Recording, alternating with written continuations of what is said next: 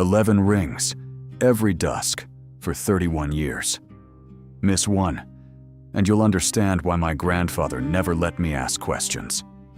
My name is Elias Whitfield, and for 31 years, every single evening at dusk, I have climbed the 61 steps of St. Mercy's bell tower and rung that bell 11 times. Not 10, not 12, 11 exactly, the way my grandfather taught me when I was 9 years old, standing behind me with his weathered hands over mine on the rope. He told me it called the town to evening prayer. He told me it was tradition, going back to his own grandfather, back to when Ashwell Hollow was nothing but a handful of families and a church built too close to the tree line. I believed him the way you believe the people who raised you, completely, without question. Because why would you question the only kindness in a hard childhood? I kept ringing that bell after he died. I kept ringing it through my divorce, through the year the harvest failed, through the night my daughter was born 3 towns over, and I still drove back before dark to be standing in that tower at the right minute. People in Ashwell Hollow think I'm devoted. Some think I'm foolish. Nobody, until 3 weeks ago, ever asked me the one question that would have changed everything. Before I tell you what happened, I need you to do 2 things for me. Hit that like button. It costs you nothing, and it tells me you're still here with me. And subscribe, because where this story goes, you're going to want to be here for what comes next. Now, in the comments, tell me where you're watching this from tonight. What city? What country? Because I like knowing how far this bell's sound has traveled. Because here's the truth I didn't know 3 weeks ago, standing in that tower like I had 10,000 evenings before. That bell was never calling anyone in. It was telling something out past the tree line to stay exactly where it was. The stranger showed up on a Tuesday, which is how I remember it so clearly. Nothing interesting ever happens on a Tuesday in Ashwell Hollow. He was standing outside the hardware store when I came out with a coil of rope for the bell tower, and he looked at the rope, then at me, then at the church spire behind us, like he was doing math in his head. "You're the bell ringer," he said, not a question. I told him I was, and I kept walking, because that's what you do with strangers who already seem to know things about you. But he fell into step beside me, easy, like we'd agreed to walk together. He said his name was Corbin Ash, and he was a land surveyor, hired by a company out of state that wanted to map timber rights along the eastern ridge, the ridge that backs right up against the tree line behind St. Mercy's. He said he'd been in town 3 days, asking around, and every single person he talked to mentioned the bell before he even brought it up. Not the church, not the pastor, the bell. I told him that was just Ashwell Hollow. Small towns, small talk. The bell's been part of this place longer than most of the houses. He nodded like he'd heard that answer already, from someone else, word for word. Then he asked the question, "Have you ever tried not ringing it?" I laughed. I actually laughed, because it seemed like such a strange thing to ask a grown man about a task he'd done 10,000 times. I told him no. Why would I? It's tradition. It's respect for my grandfather. It's who I am in this town. He didn't laugh back. He looked at me. Really looked. The way you look at someone when you already know the answer to your own question and you're just waiting to see if they'll lie to you. And he said, "That's not what I asked you. I asked if you've tried." I told him I needed to get back to the tower. That dusk was coming, and he let me go without another word. But as I walked away, he called out one more thing, quiet enough that I almost didn't catch it over the wind. "Ask your grandfather's old surveying company why they mapped everything around this church, except the 200 yards behind it." I didn't sleep that night. Not because of what he said, because of what I realized while lying awake replaying it. In 31 years, ringing that bell more than 11,000 times, I had never once asked myself what would happen if I didn't. I had never even considered it a possibility. It wasn't devotion keeping me climbing those 61 steps every evening. It was something closer to fear I didn't know I was carrying. Fear my grandfather had planted in me so deep and so early that questioning it never occurred to me as an option. And now, a stranger with a clipboard and a company logo had planted a different kind of fear in its place. The fear of finally knowing why. Pastor Amos Whitlock had held services at St. Mercy's for 19 years, but he wasn't from Ashwell Hollow originally. He'd come from 3 counties over, young and ambitious, and the town had watched him slowly turn quiet and careful over the decades, the way certain places do that to certain men. I found him in the church office, sorting hymnals, and I asked him straight out if I could see the old parish records, the ones from my grandfather's time and before. His hand stopped moving on the hymnals. "Why do you want those?" he asked, not looking up. I told him about Corbin Ash, about the surveying company, about the 200 yards that had never been mapped. I watched something shift behind Pastor Whitlock's eyes. Not surprise, which was the first wrong thing. A man hearing something like that for the first time looks surprised. He looked like a man who had been waiting 19 years for someone to finally ask. "Elias," he said carefully, "how much do you actually know about why you ring that bell?" I told him what I'd always known: tradition, prayer, my grandfather's teaching. He nodded slowly, set down the hymnal, and walked to a locked cabinet behind his desk that I'd never once seen opened in all my years attending this church. Inside were records older than the church's official founding date, records that predated the building itself by almost 40 years, back to when Ashwell Hollow was 3 families and a burial ground. He didn't hand them to me right away. He held them against his chest like they weighed more than paper should. "Your grandfather came to me once," he said, "about 6 years before he died. Sat right where you're standing. He asked me if the church had any record of what the first settlers called the tree line east of here." He paused. I found the answer. I wish I hadn't, and I wish I'd never told him, because he was never the same man after that conversation. "What did it say?" I asked. "The settlers didn't call it a tree line," he said. "They called it a boundary. And boundaries, Elias, in the oldest entries, the ones written before this was even consecrated ground. Boundaries in this valley were never drawn to keep something out. They were drawn because something already agreed to stay on one side of them, on the condition that it was reminded every single day that the agreement still held." He finally handed me the ledger. The handwriting inside wasn't English, not entirely. Some passages were, careful and formal, but scattered through them were symbols I didn't recognize. The same symbol, over and over, always appearing near any mention of the bell. It was the same symbol Corbin Ash's survey map would later show me, marking the exact 200 yards behind St. Mercy's that no company, in over a century, had ever agreed to measure. "Your grandfather didn't teach you to ring that bell out of devotion," Pastor Whitlock said quietly, closing the cabinet.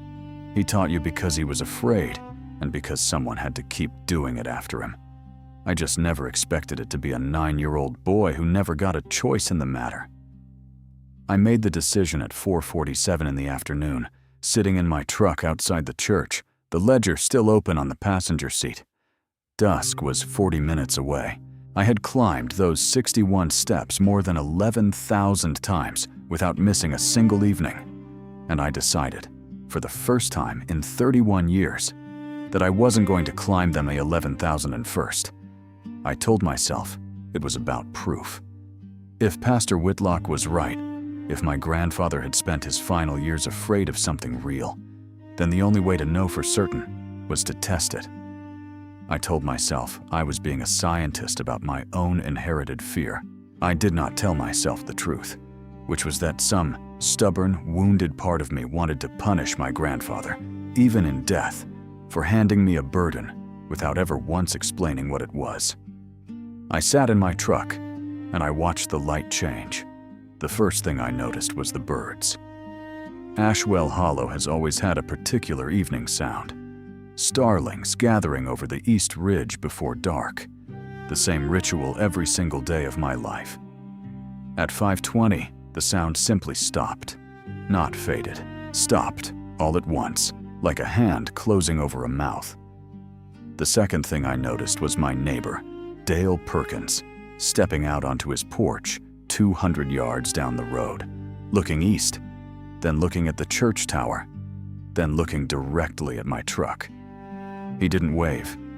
He went back inside and I watched his porch light switch off, and then every light in his house went dark, all at once, at 5:24, 10 minutes before what should have been the bell. The third thing I noticed was the cold. Not autumn cold, not evening cold. A specific, wrong cold that came from one direction only, rolling down off the tree line behind the church like water finding the lowest point in a room. My truck's thermometer dropped 6 degrees in 4 minutes. I still have the video I took on my phone of the readout falling, because some part of me, even then, knew I needed proof for whatever came after. At 5:34, 6 minutes passed when the 11th ring should have echoed over Ashwell Hollow. I heard something moving through the tree line. Not an animal's movement. Animals move like they belong somewhere, unhurried, confident in the space they occupy. This moved like it was testing something, pressing against a surface to see how much give it had. The way you'd lean your weight into a door you weren't sure was locked. I did not see it. I want to be honest with you about that, because I've heard other people's stories where they claim they saw everything clearly, and I don't trust those stories anymore. What I saw was the tree line itself, moving wrong, branches bending inward that should have bent with the wind, except there was no wind. Not that evening. Not a single breath of it anywhere else in the valley. At 5:41, my phone rang. It was Pastor Whitlock, and his voice had a register I'd never heard from him in 19 years of Sunday sermons. Flat, fast, stripped of every ounce of his usual composure. "Elias," he said, "ring the bell right now, or I promise you, you will not live to regret waiting." I don't remember the drive from my truck to the tower. I remember my hands on the rope, and I remember that the 11 rings I sent out into that darkening valley were the fastest, most desperate 11 rings of my entire life. And I remember that, as the 11th ring faded, the cold broke all at once, like a held breath finally released. And somewhere behind the church, something that had been pressing forward for 6 minutes stepped back. Dale Perkins's porch light came on again at 5:44. He never mentioned that evening to me, not once, not in all the weeks since, but he waves at me now every single day at dusk, right as I'm climbing the tower steps, in a way he never used to. Word travels strange in a town the size of Ashwell Hollow. Nobody called me directly. Nobody knocked on my door demanding answers. Instead, I felt it accumulate around me over the following days, the way frost builds on a window overnight. You don't see it happen. You just wake up, and the whole world looks different. Manub Mrs. Calloway at the general store, who has sold me coffee every Saturday morning for over a decade, suddenly needed to restock shelves the moment I walked in, and let her teenage clerk ring me up instead. Two men I'd known my entire life, Frank Doyle and his brother Wade, stopped their conversation cold when I passed the feed store, and I caught the tail end of it before the silence. 11,000 times, and he decides now to test it. Spoken with something that wasn't concern, it was closer to contempt. I confronted Dale Perkins directly, because he at least owed me a conversation after everything we'd both witnessed that evening.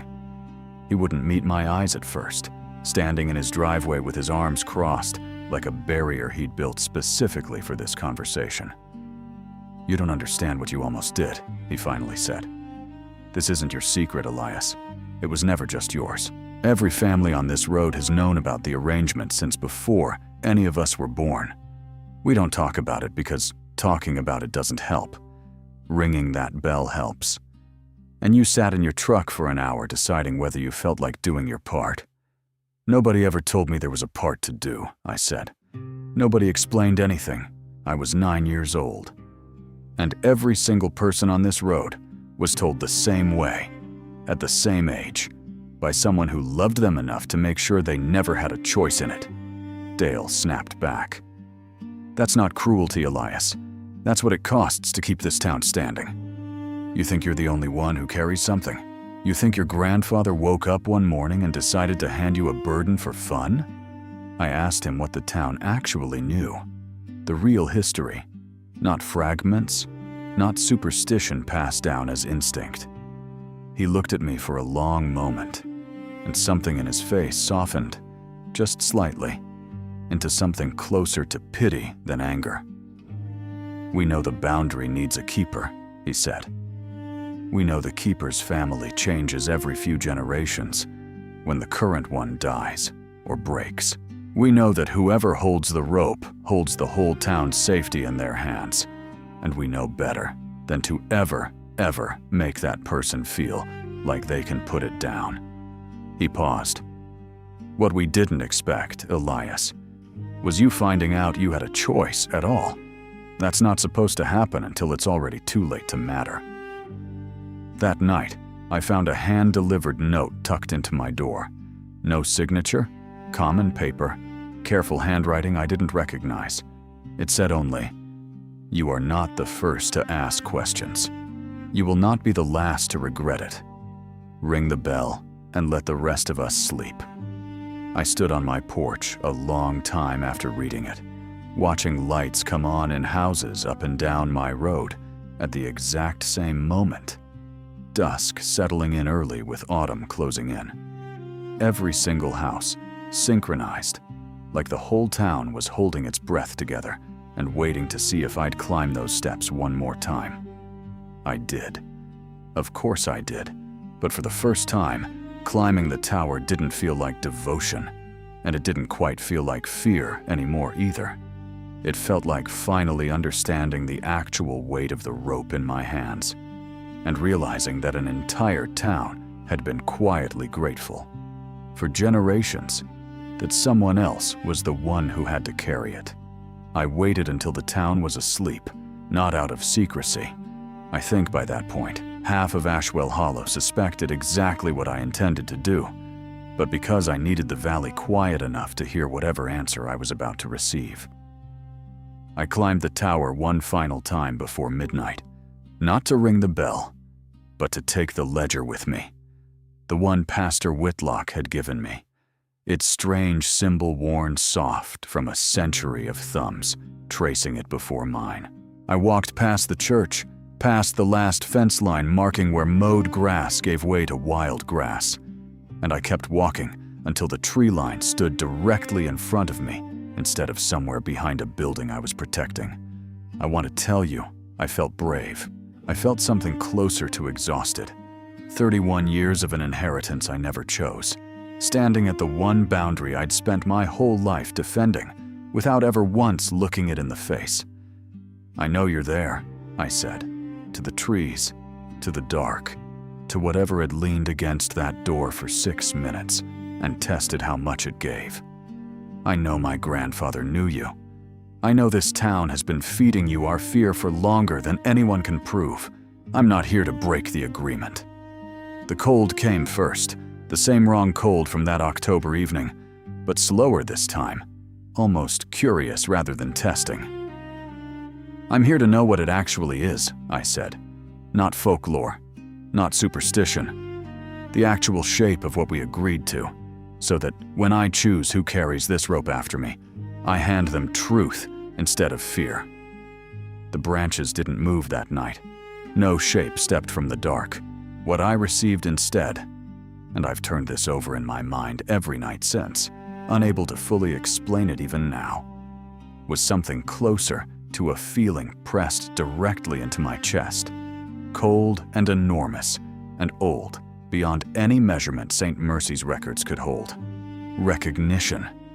Not of me as an individual, but of the role I occupied. A keeper, asking instead of merely obeying, for the first time in the entire history of the arrangement. The cold withdrew slowly, not sharply like the night I'd nearly failed it. And in the stillness after, I understood, not with words, but with certainty, that the agreement had never demanded fear. It had only ever demanded the ringing, faithfully kept. The fear was something my ancestors added themselves, generation after generation, because fear is easier to hand down than trust. I walked back to the tower and rang the bell at exactly the right moment. The same 11 notes I'd rung more than 11,000 times before. But for the first time in 31 years, I rang them not because I was afraid of what happened if I stopped. I rang them because I finally understood what I was actually protecting, and I chose, freely, to keep protecting it. I think about my grandfather differently now. Not as a man who burdened a 9-year-old with fear he never explained, but as a man who was never given the chance to ask the question I finally asked. He carried what he was handed, the same way his father did, the same way this whole valley has, generation after generation, mistaking obligation for understanding. I still climb those 61 steps every single evening. I still ring 11 notes into the dusk over Ashwell Hollow. But now, when I stand up there, watching the light change over the tree line, I'm not gripping the rope out of inherited dread. I'm choosing it, freely, with open eyes, the way I intend to teach whoever comes after me to choose it too. Some inheritances are burdens disguised as devotion. But every so often, if you're willing to ask the one question everyone before you was too afraid to voice, you find out the devotion was real all along. It was just buried under generations of silence. If this story kept you climbing those steps with me tonight, do me a favor and hit that like button. And if you haven't already, subscribe. There are more nights, more towers, and more things waiting past, more tree lines still to come.